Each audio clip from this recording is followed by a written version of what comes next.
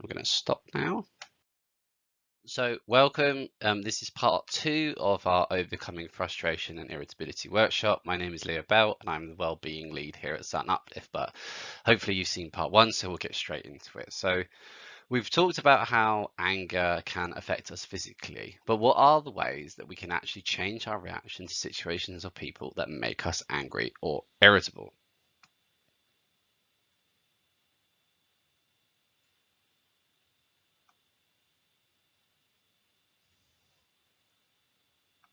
Okay. One way in which that we can do this and we can change our responses to anger is we can take a look at how we communicate with others. So communication can be seen as being on a scale. On one end, so on the left side, you can see passive communication. So this is being compliant. You could also talk to this being submissive, talks very little. I think the way to sort of think about this is drawing attention anywhere but to oneself. So shoulders down, head looking away. I am not a threat kind of thing. I don't mind, I'm fine, that's right. It's very much I am not a threat sort of communication. It's using this style conveys having no opinion other than the one of the other person and believing that other people are always more important. So it doesn't matter what you think anyway. So some sort of signs that someone is communicating in this passive way, or that you might be, is eyes. So the eyes avoiding eye contact and looking down, as I mentioned earlier. Posture makes their body smaller, hunched shoulders. So like I said, I am not a threat, I am not a threat kind of thing. Hands clammy or fidgety. And then the consequences of these sort of behaviors is giving in to others, not getting what you want or need, self-critical thoughts because you're not standing up for yourself, feeling miserable, the feeling that people are walking all over you. And on the opposite end, on the right hand side, you can see aggressive communication. So this could be sarcastic, this could be harsh, this could be said in a tone that's always right, very much superior. It's very much rather than drawing attention away from myself and agreeing with you, it's drawing attention to myself and away from you. It's we are doing what I am saying kind of thing. This kind of communication conveys that the person that is communicating in this aggressive way is conveying that they are entitled to have things done their way, the way they want it to be done, because they are right, and others, as a result of that, others' needs are less important than that person's. Some signs that someone is communicating in this is eyes. So in terms of the eyes, it's the eyes are more narrow, they're motionless, they're staring, expressionless. Even posture, so makes the body bigger, so upright, head high, shoulders high, hands on hips, feet apart, very much a large pose. I'm now as the opposite with passive, where I was small and not wanting to be noticed, I'm now taking up lots of space. I'm taking up as much space as possible. I'm almost like a cat. I'm making myself appear as big as possible to appear as a big threat. So hey, listen to me. Hands, pointing fingers, making fists, clenched hands on hips. So fingers is a very obvious one. You notice that politicians will point, they'll do this with their thumbs, they point with their thumbs, so they'll have their thumbs, because this is shown to be action, but at the same time it's not aggressively pointing at you. So pointing is a really good one, a really like apparent sign of anger, and it had a lot of that sort of thing, a lot of tension. And the consequences of this behavior is making enemies, feeling upset with others and with the self, and feeling angry and resentful in general. And so we want to try and hit a middle ground. We want to find this middle ground between passive and aggressive. So when you think about that, we want assertive communication. So actions and expressions fit with the words spoken. It's spoken in a firm but polite and clear message. So the way that I would kind of think about this is, on one side we have passive, which allows someone to, so my opinion doesn't matter, only your opinion matters. Aggressive is only my opinion matters and your opinion doesn't matter. And then assertive is your opinion matters, but so does mine too. And this is my opinion, and I'm not telling you anything, but this, I just want to be heard. I just want my opinion to be, I want to express my opinion, and I want to feel like I've been listened to, at least to a certain degree. If we don't end up doing what I'm saying, then at least I know that I've made my point. Being assertive means that actions and expressions fit with the words spoken. It is, as I was saying earlier, it is being firm but polite with a clear message, being respectful of the self and others. A person with an assertive communication style believes or acts as if all individuals involved are equal, each deserving of respect, and no one is more entitled than the others to have things done their way. So it's understanding that my opinion matters, as does yours. We need to find some nice middle ground so that everybody gets what they're hoping out of the situation. So eyes, some signs are warm, welcoming, friendly, comfortable eye contact. The posture is relaxed, so open body language. So hands out like this is a sign, that kind of thing. Welcoming, hands open, friendly with appropriate gestures. Consequences, good relationship with others, happy with outcomes and to compromise. Because if you are giving your assertive thoughts, then at least you are giving out that energy, as it were. So you're more likely to have something happen that you're hoping for, but at the same time, not trampling over others. So I would ask the room, I'll say it and I want you to have a think about it for a moment. Has being aggressive in communication helped or hindered different difficult situations that you have been in? So I'll just read that one more time. Has being aggressive in communication helped or hindered in different situations that you have found yourself in? And the reason that we bring all of this up is that it is important that even when we are stretched to our limit and are feeling especially angry, especially frustrated, especially irritable, we have to be able to communicate our needs in a calm yet non-threatening way to others. It is not skill and it takes time. And this is something that I say in all of my talks, that all of these things are skills and all of the things are things that you can work on.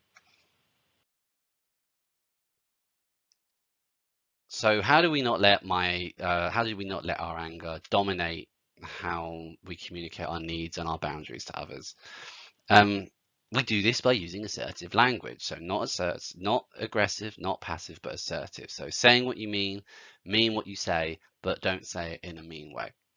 Practicing assertiveness is not telling people off or putting people in their place. It is creating a sense that you have rights and needs as an individual and allows others to understand and respect your personal boundaries. Sometimes when we are upset or pushed to our limit, we may say the following statements. You are wrong. You don't care. You hurt me.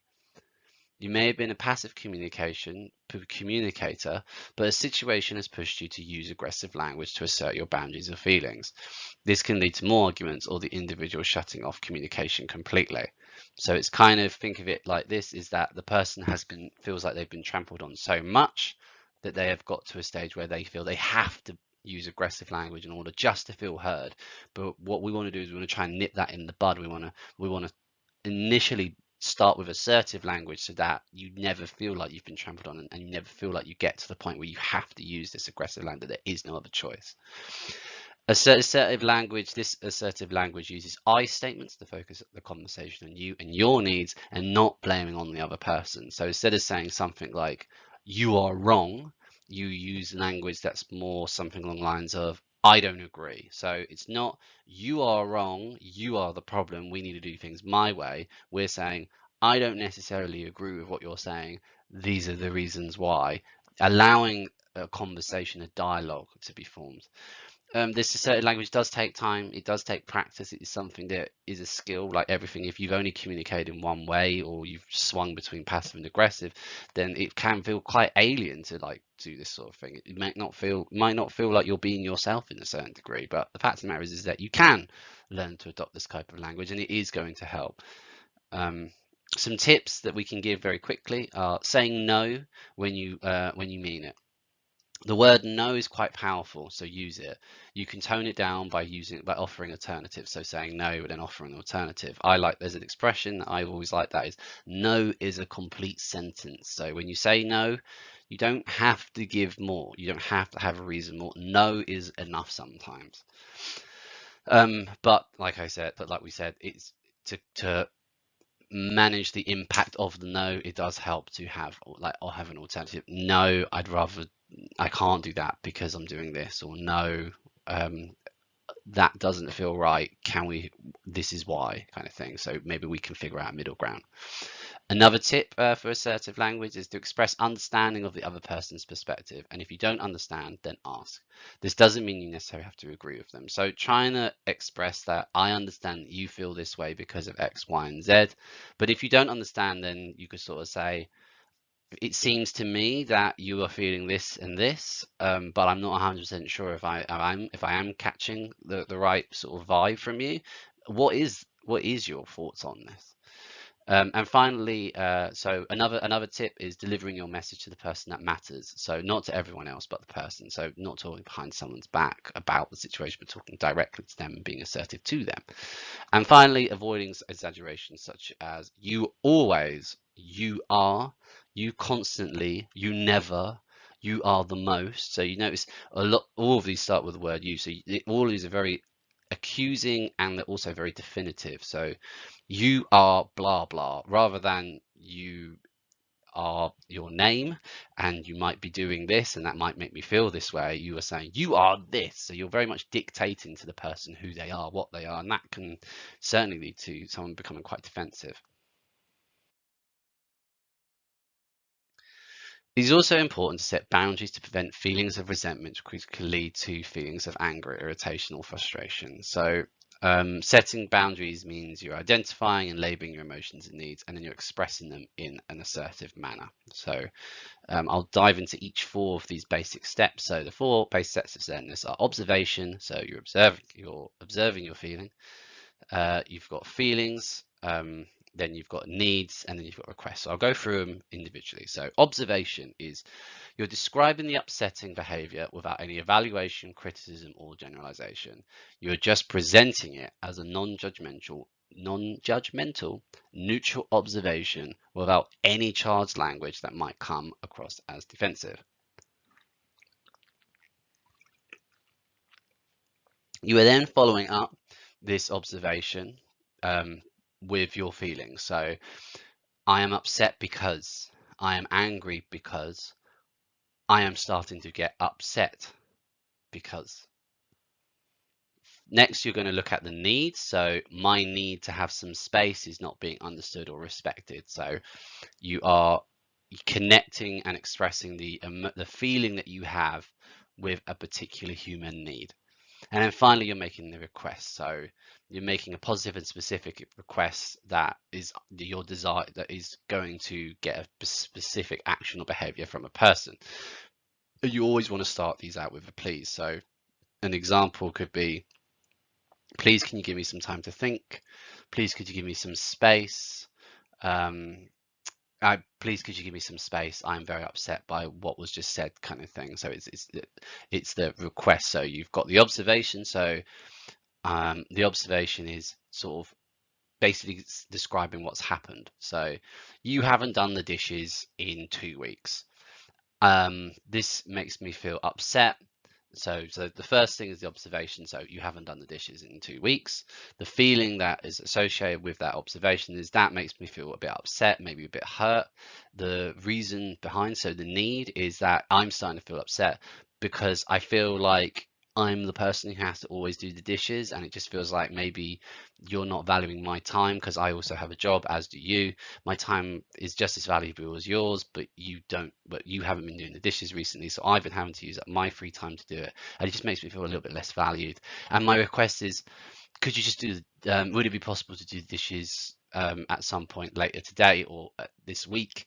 And then I'm happy to do the dishes. Maybe I'm happy to do dishes more than you for a little while, but it would be nice if we could get a little bit more balanced moving forward. That's just an example, but it's important to remember that we all have a right to set our own personal boundaries, and the emphasis on personal. What may be okay or reasonable from one person might not be okay with yourself, and it's important that you are true to that.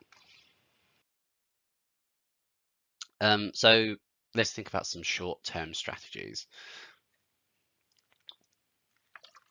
that we can use to deal with whenever we feel frustrated or irritable or angry or any of these sort of things in very time-limited situations. So like in a supermarket, in the car, or in the middle of an argument. So the first thing that we're going to suggest is try to get out of the situation. Have you got a happy place? Somewhere you feel calm, or can you just leave the situation? This does not mean that you won't come back, but it is about recognizing that when our threat system is activated, we might not say, do, act in the way that we would really like to. So think about places where you could go. Could it be like I was saying earlier, could it be going to the bathroom and splashing your face with cold water and just like allowing yourself that space? Second thing, count to 10. So this is something you could probably do after you've splashed your face in the bathroom with cold water. So count to 10. Having the short time where you focus on some counting can buy you times that you don't have to explode. Try counting to 10 either out loud or in your head if that feels more comfortable. So it's just what we're doing is we're taking yourself out of your mind and we're just grounding you in the present. We're taking you out of your head, which is having all these aggressive, angry thoughts, and we are just taking you into the present. Right, forget about that. Let's just count to 10, nice and slowly. I'd count it with breath. So 1, 2, 3, 4. Get to 10, and then if you're still feeling worked up, do it again and keep going. Just keep doing it until you start to feel better, and keep splashing your face with cold water. Another thing that we can suggest is using calming breathing techniques. So the box breathing exercise is a really good one to remember. So inhale for 4 seconds, or hold for 4 seconds, exhale for 4 seconds, and hold for 4 seconds, and then repeat the process.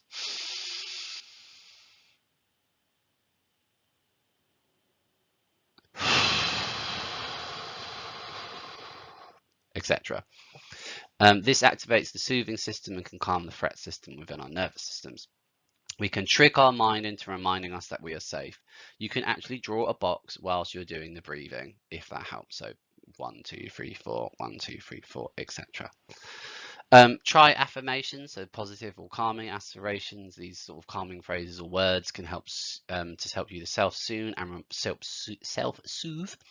and remind you of what is important. So, for example, go easy. It's not that important. Be calm and still. Does this really matter? Will I care about this tomorrow or next week?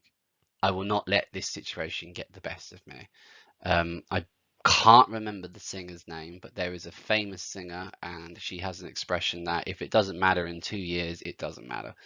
I will try to remember who that is at some point. It's the lady who sings "If You Believe in Love After Love." I think Cher might be it, but we'll go with that.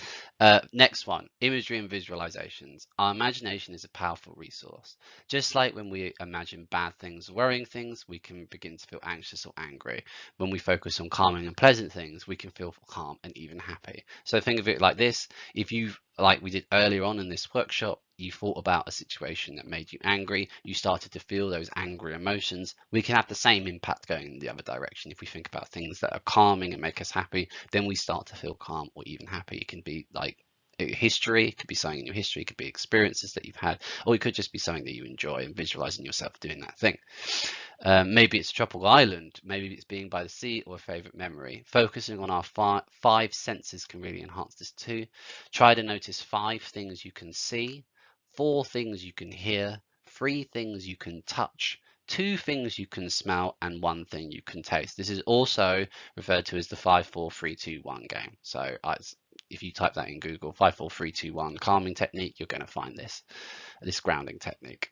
Have a think about what a calming memory or imaginary place might work for you. Try to think about that now as opposed to in the moment. Have a little thing about next time, and then decide next time I feel particularly angry, frustrated, irritable, I'm going to go to this place. Okay. So, and finally, no, not finally, but number 6 we have here is using humor. If someone has annoyed you, try picturing them in a funny or absurd way. For example, if your boss has been sending you over nitpickety emails all day, imagine them as a giant squawking parrot behind a computer. So the way that I sort of, and you can kind of go in a number of directions with this. There's actually some studies that show that if someone has really, really annoyed you or really upset you, made you very angry, then what you can do is you can imagine that person as some sort of hero to you. So let's say someone cuts you off in traffic and it makes you feel especially angry. Have a think to yourself and decide and visualize that person as being a hero to some respect. Maybe they're taking their daughter to the hospital and it's an emergency, kind of thing. Something that creates a persona for this person that has wronged you. The persona is someone that you respect, or someone that you admire, or someone that you love, and then some of that anger can start to go away. And the seventh tip I have here is burning off that angry energy. We release adrenaline and cortisol when we are angry or stressed, and if that does not get used up, it remains in our body and it can make us feel pretty strange and perhaps angry for longer. So a way to combat this is by doing something active, like going for a run, doing a Zumba class, power walk, swimming, bike ride, go to a boxing class, like lift something heavy, do anything stuff that gets rid of this energy that's sort of trapped within you. It has to have an outlet somewhere. And most importantly, don't judge yourself. We all get angry, and the fact that you are trying to do something differently is a huge step, and it really, really is something that you need to be commended for. You have to be kind to yourself. You are angry because you are hurting. Remind yourself that you can try something different next time if something doesn't work. I have an ask group sort of thing here, but obviously I'm not able to, there is no group, so I'm going to just ask you, as it were. Have a think about, it's really simple, have a think about some of the strategies that I've sort of discussed here. Maybe go to the start of this section of the video and have a think about how you would use it. How would you use which one of these tactics speaks to you? How would you use it in the heat of the moment when you are feeling particularly angry or frustrated or irritable? And maybe you've used some of these strategies. Have a think whether you know anybody else that might have used these strategies to good effect. So sometimes we get so caught up in the moment that no strategies seem to be working and our emotions just build up. They take over our brain and body and can prevent us from thinking logically. In that case, you might want to have these techniques in your back pocket, which can help with very high levels of distress. They also can work with overwhelming emotions.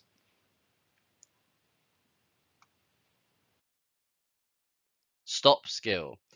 So stop, stake. So the short thing is STOP, with the S being stop, the T being take a step back, the O being observe, and the P being proceed mindfully. So let's go through these one by one real quick. So stop. Do not freeze. Do not react. Sorry. So take a moment, pause, analyze the situation, stop what you were doing. Take a step back. So we've stopped. We've not just simply reacted to a situation. We've purposely stopped ourselves. We're taking a step back from the situation. We are taking a deep breath. We are not reacting impulsively. We are being conscious of what we are doing. Once we've taken that step back, we start to observe what is going on inside you and outside you. What is the actual situation that is going on? What are your thoughts and feelings? What are others saying or doing? Really becoming present in the moment, really becoming at one with what's going on. How do I feel? What is physically going on? Not this person has wronged me, I'm going to rah at them. It's what has this person done? How does this make me feel? What is the best steps in order to not make this situation escalate? Finally, proceed mindfully. Now, act with awareness in deciding what to do. Consider your thoughts and feelings, the situation, and other people's thoughts and feelings. Think about your goals and ask yourself, which actions will make the situation better or worse? Is it a situation in which you need to communicate assertively on something? Is it a situation in which you need to remove yourself for a little bit? Is it a situation in which you have to act somewhat more assertively than others? Maybe like assertiveness comes in certain levels. Sometimes you don't have to be very assertive at all, and sometimes you do have to be quite, no, this is really how I feel quite strongly about this kind of thing. So, but it's all about, you can see it's all about not reacting. It's all about harnessing the emotion. It's harnessing. You're stepping back, you're having a look, you're observing what's going on, you're taking it all in, and then you're proceeding mindfully into the situation. As already mentioned, cold water can be really helpful. When you put your whole face in cold water, but not ice cold water, your brain will start to think you are underwater. So filling up a sink, popping your face in it. This causes, basically after about 15-30 seconds, a dive response occurs. This causes your heart to slow down. The blood flow to non-essential organs is reduced, and instead the blood flow is redirected to the brain and heart. And then this can really help you regulate your anger. But if you do have a heart condition, don't do this. Or if you're having medication, if you have a low heart rate doing the medication, don't do this. Ask your doctor about any of these sort of things. But my honest response is try and do things slowly. don't dunk your face in and say I'm going to do a minute, or I'm going to do the full 30 seconds first time. Like build up, build up. Another way that we can manage our anger is by identifying our unhelpful thinking styles. Once you can spot them, you will start to notice them, and they will usually occur before and during distressing situations. So, some unhelpful thinking styles. So, I mean, there's a bunch listed here, so I'll just go through the ones that I've got. So we've got taking things personally. So this only always happens to me. Quite often, it's nothing to do with you. To be blunt, it's just unfortunate that it's happened to you and that you're the one who's sort of receiving the brunt of it.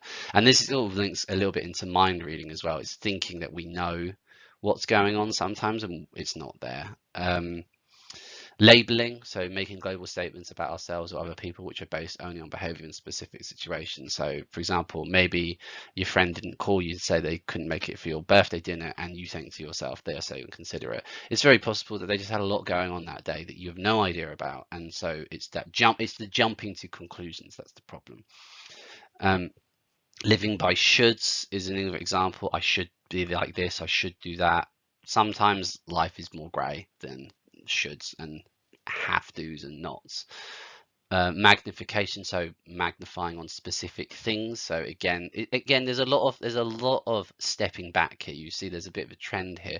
There's a lot of avoiding jumping to conclusions, taking a step back, taking your time, and then being assertive in how you feel, and not aggressively just stomping all over everyone, but also not being passive and letting someone walk all over you.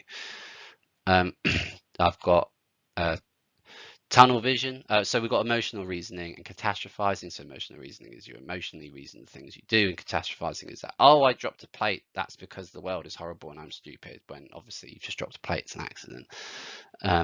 Tunnel vision, focusing on only one part of the situation and ignoring the rest. Usually this means looking at the negative parts of a situation and forgetting the positive parts, and the whole picture is colored by what may be a single negative detail. We've all been in situations where we've done a test of some kind and we obsess over the things that we've done wrong.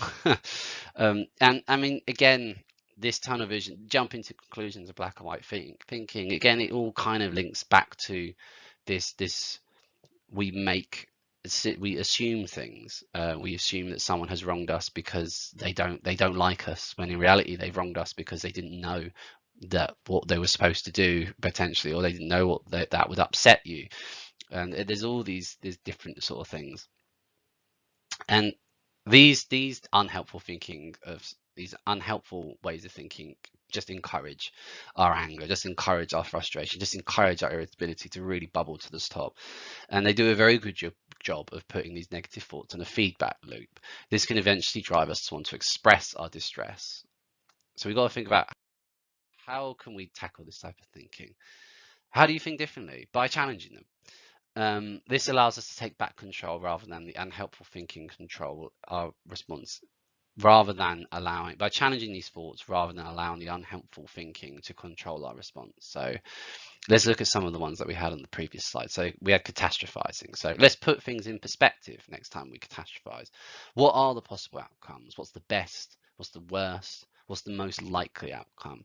Ask yourself the questions, am I jumping ahead of myself? Or how important is this in the scheme of things? Yes, I dropped that plate, and yes, that's makes me quite angry and frustrated at myself, but I have lots of plates at home. How important really is that? What's the worst case scenario? That I've lost the plate. What's the best case scenario? Oh, I've had a million of them, it didn't matter anyway. I wanted to clear up some space. Let's look at labeling. So you're judging, instead of judging person that start judging the situation. Does this behavior or situation reflect how things always are? Are there examples where this label hasn't always been true? So this person that we mentioned earlier that missed the birthday party, are they really always inconsiderate, or did they just have a bit of a wobbly that day? Another example, tunnel vision. Acknowledge the good. Am I downplaying, ignoring some of the evidence? What are the good things in this situation? I mean, it might be, you might be very frustrated with yourself that you've got something wrong, but hey, you got everything else, you got all these other things right. So there is some value to that. It's about shifting that perspective. And that's what all this is about. This is all about changing your perspective. Thinking about what are the other ways of viewing the situation. If you were to give advice to someone you care about in that situation, what would you say? So what would you say to your best friend if they were in the situation that you're in now?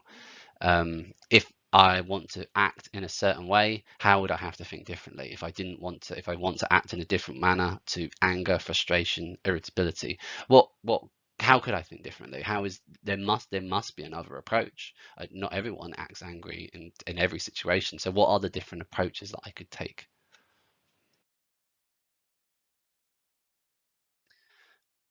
I'm going to read out some examples of what people say, and this is sort of a myth busting thing. So we want to take responsibility for how we act. So some statements. And I want you to have a think about which ones stand out to you. So maybe these are things you have told yourself in the past as a kind of a reason as to why you get angry. So I'll read out a statement at a time, and then I'll give a brief pause. So first statement: I can't help it. This is just how I am. Second statement: huh? Why me? Why should I change?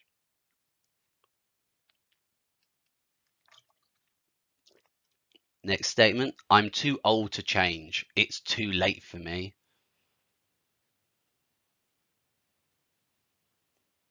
Next: I don't hurt others that much. They should just get over it.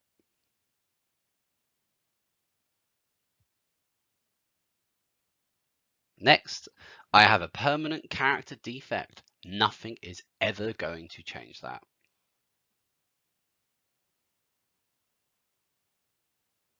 I've always been this way and I can't change.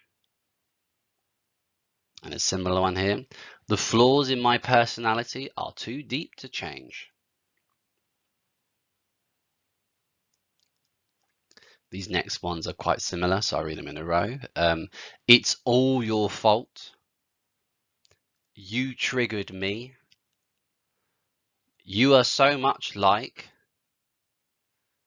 Because you don't listen to me, I had to. If you weren't such a insert swear word here. And finally, I am tired of people taking me for an idiot. So have a think about which of those statements might resonate with you. But then I want you also to think about, why do people say things like this? Why do people, I mean, we've been talking quite a lot about assumptions. A lot of these are assumptions. The assumption that I cannot change, this is just who I am, or I shouldn't have to change because it's the people around me kind of thing. So why would people have this sort of reasoning? Why would people make these sort of I mean, I don't like the word excuses, but why would people come up with these reasons as to why they act in aggressive, angry, frustrated, irritated way?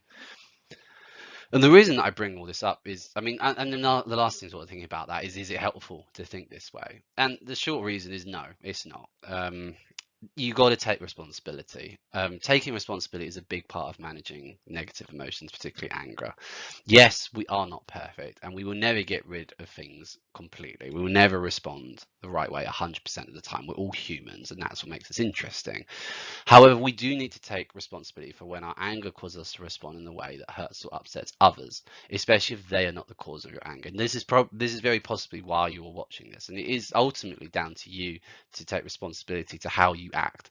And part of that is taking steps forward to not necessarily improve how you act, but in order to If you take responsibility for your anger, then that means you are more likely to try the tools that are listed that we've sort of discussed in this workshop, and you are more likely to at least attempt to work with them. And the more responsibility you take, the more you'll keep trying, the more different techniques you'll see, and then eventually you'll see what works for you, and then you can practice that and get better at it, and then you'll find that you won't have to make these reasons, you won't have to give these excuses to your friends and family when you do upset them, especially when they haven't been the cause of your anger.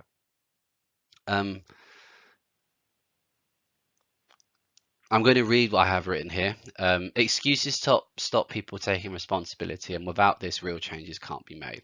Some of these excuses might be true and bring more understanding to why that person copes with anger like they do, but they do not have to stay stuck or continue responding in this way if they don't want to. Behaviors can be unlearned and replaced with healthier responses, but it requires action from you to change it. So kind of along the lines of what I've been saying. So this is an idea. So this is a little bit of a myth. Basically the idea here is to show you that that things might feel alien for you at first, but it doesn't necessarily have to be this way. So what you do here is stand up, fold your arms, and then have a feeling as to how it feels to have your arms crossed like this. So I have my arms crossed like this. It's a bit hard for you to see, but my arms are crossed. Now what I want you to do is fold them the other way. So if you had your right arm over your left, now have your left over your right, and notice how it feels a little bit awkward.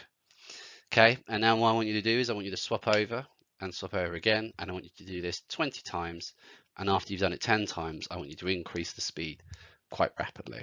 And what happens is your nervous system gets used to having the left arm over the right arm, to the point that they kind of feel the same after a while. A simple objective here is just to notice how we can become aware of automatic habits and behavior, and with practice we can change what feels comfortable. The more you do something, the more it will feel comfortable and normal. This is what I say when I tell people to do meditation all the time. Lots of people say, Leo, I can't do meditation, I'm crap at it, it doesn't feel I just feel like I'm rubbish at it, and it doesn't feel very natural to me at all. I say, well, that means you need to keep practicing, because that's kind of the point. It's a skill. All of these things are skills. All of these things are neural pathways in your brain which get strengthened over time. Imagine that you were catching a ball for the first time. The first time you do it, you're really bad at it, you drop the ball, it lands on the floor, you feel silly. After a while, you start getting better at catching it, and then after much more practice, you don't have to think about it, you just go catch whatever is being thrown at you. So we've got guided mindfulness. So this exercise is useful for learning how to train our attention so that we can consciously move our attention away and notice our pain, anger, frustration, irritability, and then make choices about how we respond to them rather than just reacting. So put your feet on the ground, make yourself comfortable. Normally this works. This would take 5 to 10 minutes. You do not have to participate. You can turn the volume down, make a cup of tea if you don't want to, but since this is not a group workshop, you don't have to worry about any of that.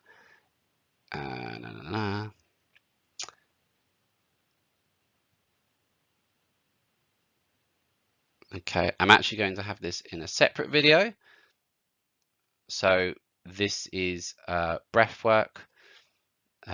So this is our muscle relaxation video. So I will leave this, and this is going to be in another video. Okay. So I want you just to lastly think about one thing that you would do differently moving forward, or one thing that you would like to leave behind and one thing that you would like to take away.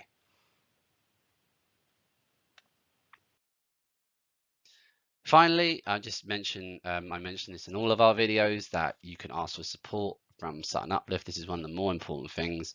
If you are struggling, it can be so helpful to talk about. Like I was discussing with the backpack earlier, sometimes it's really helpful to take that backpack out and unpack it in front of someone. Sometimes we might want to bottle it all in and not burden people, but the thing is, a lot of people will be feeling exactly the same as you. It can be really helpful to also hear how someone else who's experienced similar things to you was able to deal with their issues. So if it was anger, maybe talk to someone about how you're struggling with anger. Maybe they will give you the tip that will resonate with you. Maybe it wasn't anything I covered in this workshop. It could be something completely novel. But if it works, who cares? It works. It doesn't just have to be with a friend. It could be family, but also us at Certain Uplift here can help. If you think that you need one-to-one support, we might be able to offer that for you. You can refer to us. If you Google Certain Uplift and you go on our website, there's a referral form. You can also scan the QR code there. We also have a service user forum. You can sign up. It's just through the QR code that will take you straight through to an email address. When you say, hey, I want to do this, you'll be given £10 voucher for just 1 hour of your time. You don't have to be there for the full hour, and you can you can go as many times as you like. Essentially, it's the first Tuesday of every month from 3 to 4 p.m. on Teams. You get a link once you sign up through the QR code, and you get to talk to a wellbeing navigator, someone in my lovely team, and they will kind of you can give feedback as to how you think Certain Uplift is doing. Is there something that we're missing? Is there something that you like? Tell us, and then that helps us be a better service, because we're only as good as we can only get better through feedback, realistically. So the more feedback we can get, the better. There is no feedback form, obviously, because this is an online workshop, but thank you for your time. I really appreciate it. And I hope more than anything that you have gained something from this and that this is helpful for you moving forward. But aside from that, I will see you in the next video.